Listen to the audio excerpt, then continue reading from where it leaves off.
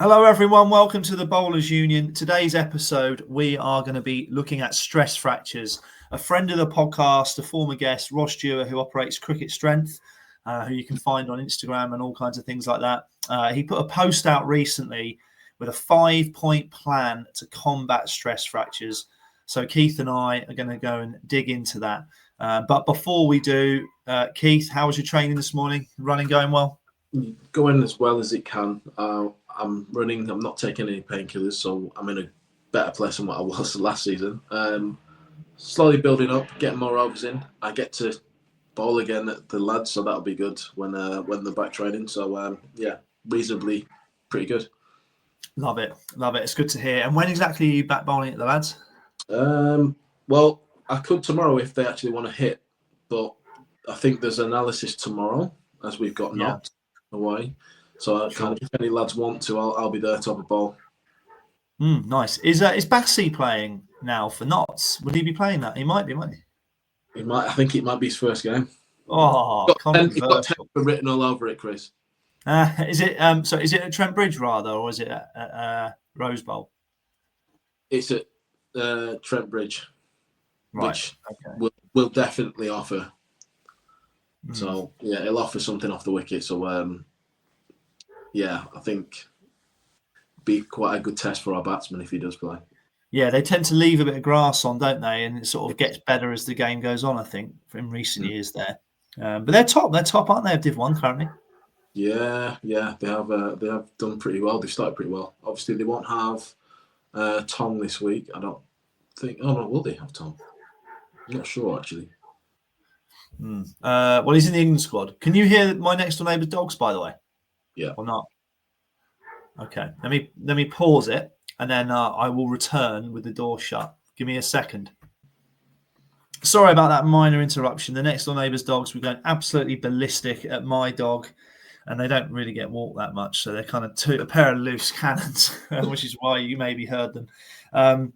So anyway, let's quickly look at this 5-point plan then that Ross has put on Instagram, which he thinks will help with reduce stress fractures. And basically, his comments are that we do have control over them. Do you know what I mean? Quite a lot of people say it's just part of the journey of bowling. You have a stressy, and that's not something he subscribes to. So his 5 points, and we'll go into them individually. Number 1, his point is put the best coaches with academy and youth players. Number 2, put movement competency before barbell training in the gym. 3, stop putting bowling interventions before knowing movement limitations. We'll try and break down exactly what we think that means. We have an idea, but for anyone that doesn't, we'll try and get into that. 4, he's got to avoid a huge spike in workload. And number 5, he says, have bowling coaches understand movement and work closely with good strength and conditioning coaches. So there is 5 points. Sound all right to you, Keith? Yeah, I don't see anything wrong with it. It'd be good to run through them individually to discuss them. Okay. I do think there's probably 1 or 2 issues with what he said. I agree with what he said, but there's a few issues I think that won't work in today's world. Yeah, absolutely. I think one might be the very first one. So we'll start with this, and that is put the best coaches with academy and youth players. What do you think he means with that? Exactly what it says on the tin, mate. There's only issue is that how is that going to happen, really? Because people work the hardest to get as far as they can in whatever it is they're doing. And there's a limited amount of funding in cricket, as we know anyway. And from a coaching perspective, there isn't probably that much money you can earn as a coach doing age group stuff.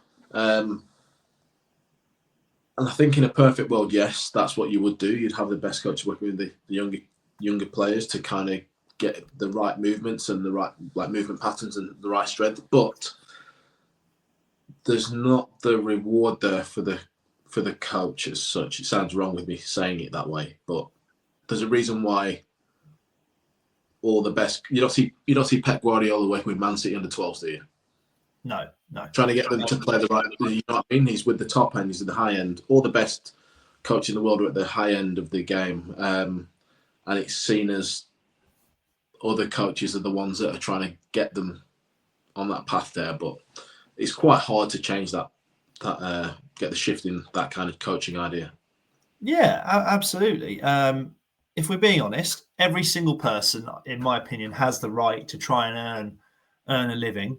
And if it is in cricket and in coaching cricket, then quite simply, there is more money at the higher levels. That's just the way it is. So I don't think you can necessarily blame coaches for having the goal of coaching at the highest level, because in theory they're working with the best players and earning more money for it. So this is a tough one to crack. If you had a football budget and county pathways had more money in them generally, and coaches were paid more evenly throughout that pathway, I think you would get better coaches, perhaps, throughout the system. But let's be honest, a lot of club teams are run by well-meaning volunteers, people that play cricket, that love the game, but they don't necessarily know how to coach it to certainly like a biomechanical level, which would help with stress fractures and stuff like that.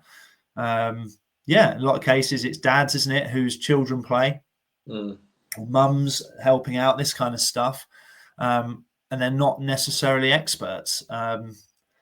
So this is a tough one. I mean, what I would say, the private sector is a bit different, isn't it? Potentially. Yeah. That's a really tough one. But what I would say, there is an important question, is what is a good coach? So it says put the best coaches with academy and youth players, right? So what is the best coach? Because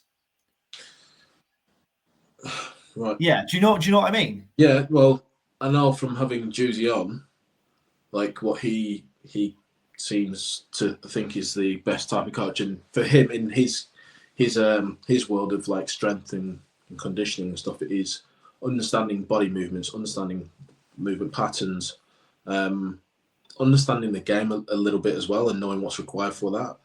From a bowling point of view, you have loads of different categories of bowling coaches. Some are like strength or just pace, but again, I think you've got to have a nice blend of knowing the majority of anything that you're kind of classifying as your profession, what you know.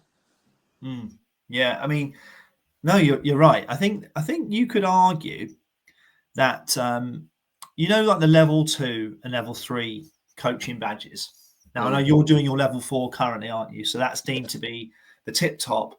But the level 2 and 3, they're not exactly biomechanically detailed. So when they talk about bowling actions, they're not necessarily broken down to a level where coaches in pathways and stuff are going to be able to really nail bowling actions. But it seems to me that is actually an area that would drastically improve things if between the ages of say 12 and 17 you've got coaches who actually know the positions that bowlers should be in, potentially what to avoid, kind of line everyone up pretty nicely and this kind of thing. But I'm not necessarily sure that is the case, to be totally honest.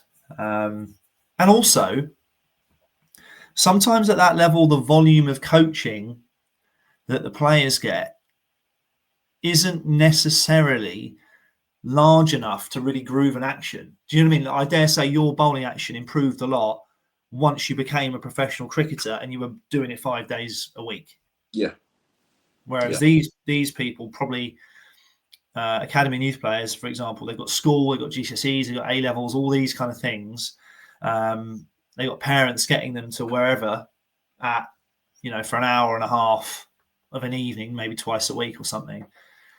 If you're doing very technical bowling work, don't know. That's kind of a slow progress, I'd say.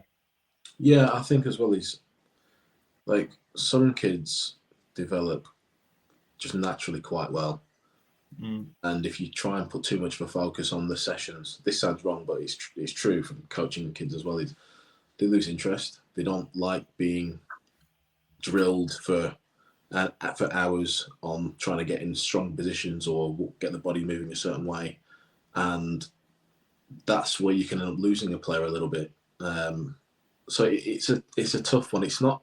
I really do understand what Ross is saying, but I think there's too many problems that won't allow that to happen. Even though he's spot on in what he's saying.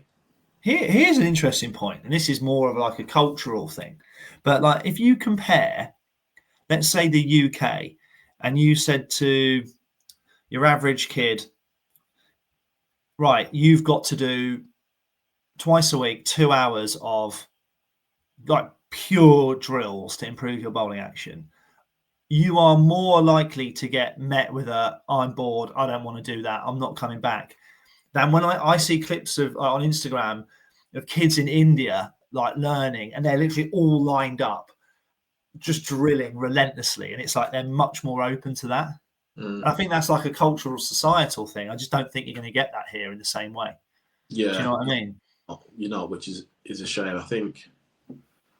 Yeah, no, I agree. It's tough. It's tough to change. How do you drive that to try and install that into kids over here to be a little bit more kind of like driven, focused, kind of see the end goal and think that's what I want? It's not easy to do.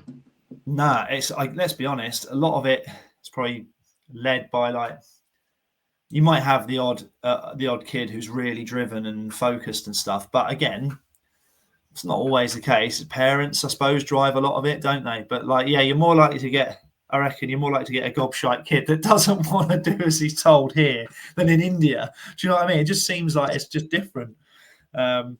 Anyway, we'll move on from that before I say something that might get me in trouble. Because, yeah. Right. Point number 2 is, or Ross has put here, put movement competency before the barbell in the gym. So less barbell training and more work on movement. Couldn't agree more. But yeah, I totally agree. I think the question is, why is the barbell, as the example, put first? That'd be my question. I can hazard a guess, mate. Go on. Because I think it's easier. If we're being honest, like to actually look at the way someone moves and break it down and help. And I'm no expert here, but I can imagine that is a hell of a lot more complicated than basically teaching someone a squat, I'd have thought. And also, you know what people are like, me included. It's a good feeling. You can really see yourself improving, can't you, with weights? If we're being totally honest, you can incrementally improve, and you always get that little dopamine hit of, oh, I've lifted 5 more kilos, or I've lifted whatever. Whereas movement is not the same. No, it's far more boring, isn't it? Let's be honest. So, do you not remember me doing like a year or 2 of like yoga when I was at Warwickshire? No. That was brutal. It helped me, but you don't get the rewards. Like you don't think, oh yeah, God, I feel amazing. I'm so glad I've done it. You just feel fucked. Yeah, sure. I mean, I do remember at Warwickshire, we used to go to, is it Birchfield, the running track? Yeah. And we did a few sessions on sprinting, didn't we? Yeah. And like the lads, almost without fail, hated it. Where we had to take our shoes off and we had to do those like feet and toe walk things. Toe crawls almost. Toe crawls. It was like sprint track. It was properly broken down to get us moving. Everyone hated it. To be honest, I feel like probably me and you liked it more than some. Like Jonesy, I think quite liked it. You know what? I think that side of it, I know it is. I think from experiencing that and then having an understanding of what it must be like to be like an individual track athlete, you've got to be really focused, yes, but also the person who takes that session, I think, is really important to if you've got a group. Because I think it was probably tough for our instructor at the time to kind of, because he didn't know us at all. Yeah. He just ran us through a really basic session, and he could have made it a bit more fun. Do you know what I mean? As in, like, just giving us something, but it was quite monotone. Like, right, yeah, do this. Like, right, try 3 sets of 10. But yeah, We've our physio at Leicester. He is a former GB. I think he does. I don't know if he does the 110 meter hurdles and the 200 hurdles or something. Like he's a jet. He's called Lloyd, and he, when we do sprinting in the winter, he would take half the group, and the S&C would take the other half. And you can tell he was you can tell he's an athlete used to working on his own. Do you know what I mean? And like when you get a group of lads, there's just a lot more chatter and a lot more nonsense going on. And I think sometimes track and field athletes don't quite get that dynamic. And they're very focused, aren't they? Whereas we're used to a bit more background noise all the time. But the sessions themselves, and I don't know again if Ross is talking about sprinting specifically. I'm sure, in fact, he's not. But if I reflect personally, I think those running and sprinting sessions and like the hip mobility sessions and stuff like that, you know, the sessions where you get your glutes firing. I dare say they're the best sessions I've had, you know, in terms of the value. Especially for bowling, they help you with your run up, help you stay smooth, efficient as long as possible. So I agree. I do agree. I reckon get that first, and then maybe think about barbells later. But I know you're not particularly a fan of barbells anyway, are you? Full stop. No, I'm not particularly a fan of anything hard work now. Well, you've earned the right, mate. Like, how old are you now? 38. 38, yeah. Yeah, you've done that. Is that football as well? I know football. They don't like weights. So, yeah, if you include from the professional side of it, it's been 22 years, and if you include like starting gym at Blackburn, this was so like professionally, it was like 2 times a week, from 14. So that's 24 years. So I'm cooked. Yeah. Fair enough, mate. Fair enough. Right. Here's an interesting point, and I'm really keen to hear what you say on this one, because I think this challenges your views a bit, this one. So number 3, stop putting bowling interventions before knowing movement limitations. So the only way I can think of describing this is, do you do assessments, know what a bowler or an individual perhaps struggles with before you make them do specific bowling drills with things like poles and things like different positions and stuff that they might not be capable of doing? Yeah, I'm just thinking about, like, he's obviously talking from a point of view where you sit down probably the start of a winter, or when you've got hold of someone and you do a full assessment, isn't he? Let's assess your movements of where you are. Let's see how you bowl from that, and then let's see where we can get you with your better ranges of movement, etc. I'd agree with that again. I don't know what your thoughts are, really. I mean, yeah, I don't know. I mean, yeah, look, you and I are older players now, right? So when I started, I didn't have like a proper movement assessment and limitation check before I started bowling drills. You know, I remember being made to bowl through poles, having a crash mat one side to try and straighten me up and stuff. So I guess the argument is that you might be able to do the bowling side of it, but actually, because your body maybe isn't optimized for it, that you create little issues here and there. Do you know what I mean? Yeah, I mean, I don't know if Pop will remember this. When he first signed, and this is when we had our old S&C. Actually, it was before we had him, I think.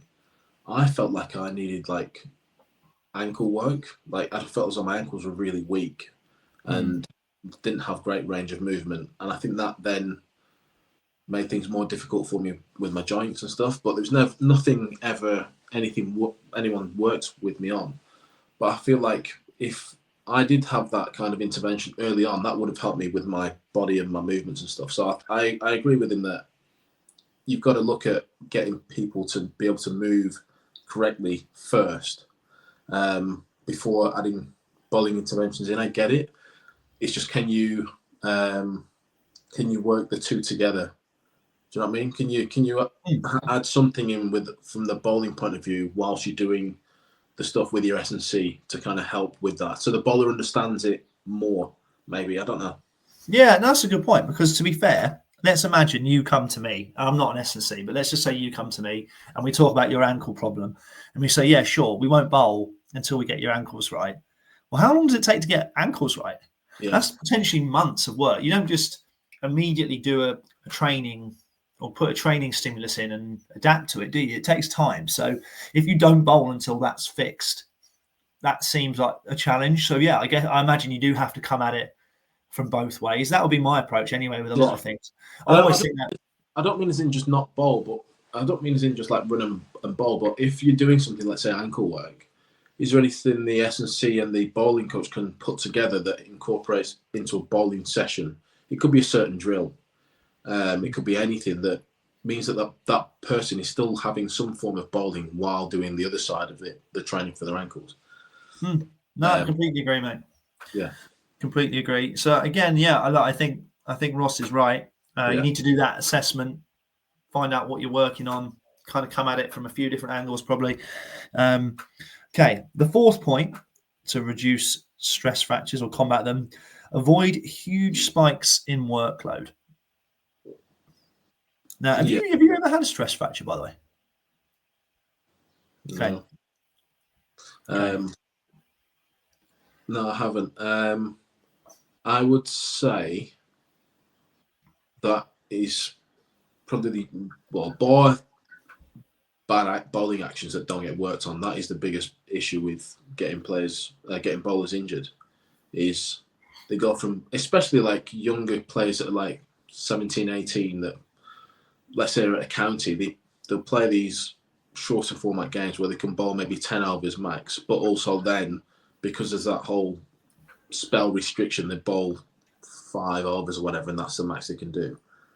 They might get called up into a second team game or whatever, and they could end up bowling a lot more overs than what they used to. Then have to do it again in a short space of time, and then have practice and maybe bowl at club training where they don't think about resting, and all of a sudden they've gone from bowling could be 20 overs in a week to 40 plus, you don't know. And that's where there's massive injuries. I think there needs to be people need to keep more of an eye on that. And I think it needs to be more well known across just cricket in general for those parents, for parents to know, for the, like, academy and age group stuff, or even club cricketers or parents whose kids play at club level. They need to have an understanding that if your child doesn't bowl that much or bowls a certain amount and then they bowl a lot more in a short space of time, they're probably going to get injured. Even if it isn't a stress fracture, it could be anything. You've got to really slowly build it up and work it that way. Yeah, no, I agree. Now, actually, thinking about it, this is probably a whole separate podcast on its own, because I think there's a lot of different ideas that can be discussed with workload. But I'm pretty sure there's a fairly common one, isn't there? That's something like 2 days on, 1 day off. Is it 2 days on, 1 day off, and not more than 4 bowls in a week, or something like that? I'm not sure. Have you heard that? I'm sure that's one. But again, we'll find that out and discuss it properly. So I think doing that. But what I would also say is that total load. And I'm sure you do the same at Hampshire. Your S&C will do it. Will be you track workloads, and essentially you want to keep it steady. So like what you don't want to do is bowl 20 overs 1 week, none the next week, 30 overs the next, none the next, 40 overs. You want to be ticking away. So you might have something that looks more like 10 overs, 12 overs, 9 overs, 13 overs, 10 overs, 11 overs. Do you know what I mean? It should be like nice and smooth, without the major spikes, which is actually quite easy to track. And that combined with something simple like 2 days on, 1 day off, can work pretty well, can't it? Like if you play Saturday, Sunday, have Monday off, train Tuesday, train Thursday, play the weekend again, that kind of thing. It gets harder. It can get harder if obviously you play, 4-day or 5-day cricket, can't it? Because sometimes you just end up bowling. But you're right there. What I think is important to do for anyone listening to this, if you're not in a system where your workloads are tracked, you have to track it yourself and just make sure you make a note of what you've done in a week. And that it's fairly easy to do, isn't it? Pen and paper, easy, or Excel if you're a bit fancy. Where do you sit with winter bowling? Because I know there's a growing call for year-round bowling, or do you like to have a big block of time off? I like my body to have a bit of time off. I've seen a few lads that have gone season over here, gone to Australia, done a season over there, come back, do the same, and you always find that they end up I found that those players have broke down. Maybe I don't know how much they do over there, and they've been away, but I think your body does need a bit of time off. Personally, obviously a lot older now, but I like to have from October, November off, and then I'll start doing some drill work just to get me to Christmas, so it looks as though I'm doing something. And then January, get back into it. I do think you need a good few months off, to be honest with you. Yeah, I see. I'm. Yeah, I think it depends a bit on exactly what the winter's like. But if you imagine, let's say you do an English summer and you think I'm going to go to Australia and play, and let's say you're going to play club cricket in Oz. They train the Tuesday, the Thursday, and play on the Saturday. I think that's quite manageable. It obviously, if you go there really with the emphasis on looking after yourself, you don't have to do too much on the Tuesday. That can be like you just said there, it can be quite more drills. Thursday can be more like on your rhythm and maybe nearer to a match intensity, and then you just play one game. Yeah. You know what I mean? That's not the end of the world. It's probably different again if you're playing the highest level. But you do notice now, don't you, like England players and stuff who do play year round, they tend to have like weird blocks off, or like I know recently, like they get pulled out of rounds of championship games and get weeks off thrown in randomly, don't they? Well, obviously this happened with Sonny Baker, didn't it? He got told to rest, which I know Hampshire's bowling coach Pop Welch wasn't really that impressed with, because he felt as though he's just starting to get used to bowling prop. Like it's his first real professional year where he's playing championship cricket, and just as he was building up and starting to get that feel of this is what bowling is, and he has 2 weeks off, and then it's almost like a bit of ring rust. He comes back to it, and he's lost his rhythm. Like his body doesn't feel the same. He's having to battle to get back to the crease again. So he just kind of, I don't agree with that personally, but the powers that be want to do it that way. So yeah, for now. I get that if it's like an Anderson, and you're like, he knows exactly what's going on. But to be honest, do you know exactly what's going on until you're like 28? I don't know. Like when you're in your young 20s. Well, that's the thing is, I know Sonny wanted to play. I suppose he wanted to play, but obviously he was told not to. But for me, obviously the team's come out now. Why make him rest if you're not going to play him? Yeah. Interesting. What was the point? Yeah, that's an interesting debate to be had. I mean, yeah, totally weird. If you do know the squad, I mean, they must be thinking longer term. I don't know who England have got this summer, actually. Do you know off the top of your head? No. Yeah, they must. I mean, you'd hope that they're thinking he's going to have a big summer and a big winter, and that they're, it's part of a really long-term plan. Otherwise, it does seem a bit random. Because like Cook's just played. So I mean, he's in the test squad, so it must be, yeah, strange. to be honest. Right, let's do this fifth point then. The fifth and final point that Ross has come up with is having bowling coaches understand movement and working closely with good S&C coaches. Just a reminder for people, if you don't know what S&C means, it means strength and conditioning. So strength and conditioning coach. I think that's really valuable. The thing is, I feel like I know reasonable amount about bowling to a certain point, but I'm still learning, especially like more your biomechanics. But from doing stuff at Winchester School, the S&C there is Freya Jones, who is a javeler for GB, and is that a word? A javelin? Or I could say javelin thrower. Javelin thrower. Let's start that again. Amazing. So I heard that. No, I don't know. You might be right.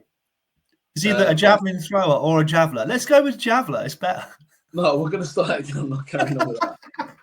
Right. So I've been working at Winchester with Freya Johns, who is the S&C there at Winchester School. She's a javelin thrower for GB. And I've learned quite a few things off her because she helps with the bowling side of stuff. And it's amazing how many things are very similar from being a javelin thrower to a bowler. But she's taught me certain things about just with people's run-ups, which I didn't notice, just about how people's feet strike the ground and when they're decelerating when they should be increasing the foot stride and stuff like that. So I think it's important to have someone that you can work with that understands the strength and conditioning side, but someone that you trust and you know that is very good. I don't know what you think. Yeah, no. I completely agree with this, and I think the good news for Ross, I say good news for Ross, good news for bowlers and stuff. Completely agree, and I think that this will naturally happen now because I think the next generation of bowling coaches will have been exposed to more gym stuff anyway. So if you think about some of the bowling coaches that you've worked with, so your first one was Alan Donald, who I don't think he was a gym guy particularly, was he? He liked stretching, right? He just thought flexibility and stuff. Then Pop at Warwickshire. Pop's not really a gym guy, although like he gets it, but he's not like, that's not his thing particularly, is it? And so, but the next crop of coaches, there's a good chance a lot of them will be former player or current county players who have had, S&C their whole careers and will know how to marry the two a bit better, just from just from a human level, they'll get it, but equally they'll probably have more awareness of what they're doing and why. So no, I completely agree with that. And again, that's just an area that probably can be pushed in these coaching courses, isn't it, really, in awareness? But that's why I do believe players should talk to their S&Cs. I've never really understood how someone can just get given a sheet with exercises on it and just do it and not ask questions. I think that's the whole point. You should be learning about what's going on. I know it works for some people, but I think that fifth point will naturally resolve itself, and I think that will change. Yeah, for the good. Yeah, I think as well is they are encouraging. I think from the level 4, they're encouraging coaches to kind of incorporate working with their S&C a lot more, and both linking up more and even doing sessions together where you're both seeing each other's sessions and how it works and runs. I think that's quite important to do. So then you're on the same wavelength as well. You can kind of pick up, well, this is how they do things. I'm looking to do this. Invite them into the session. How can I apply this type of movement into a bowling session? And that can help build a bit of rapport and keep a good connection between the bowler, the player, and the bowler, the bowling coach, and the S&C. Yeah, and to be fair, yeah. And the other thing is just trust. Like, if you don't necessarily totally understand something, but you have complete trust in the other person, Well, there is an element of you can allow people just to do their jobs. As long as you know what each other's doing, you don't necessarily need to totally understand it. For example, like if you said to me, Wrighty, I want to take someone and do this specific left arm bowling specific thing with this player, and obviously we're working together as a pair, coaching wise. I'm not going to be like, oh, I need to know exactly what it's like to be a left arm bowler and this and that. I can be like, you know what, mate? Yeah, look, yeah, back you 100%. So I think as long as there's dialogue, but yeah, no, all 5 good points in general. You agree with the points made? Yeah, no, I do. Yeah. Yeah, me too. Me too. It's a good post. Ross is on Instagram at Cricket Strength. If you don't follow him, he's definitely worth a follow. Puts lots of handy stuff online. He actually does some quite funny posts every now and again where he does like James Bond impressions and stuff like that. But yeah, we'll leave it there anyway, and we'll see you all soon. Take it easy. Cheers.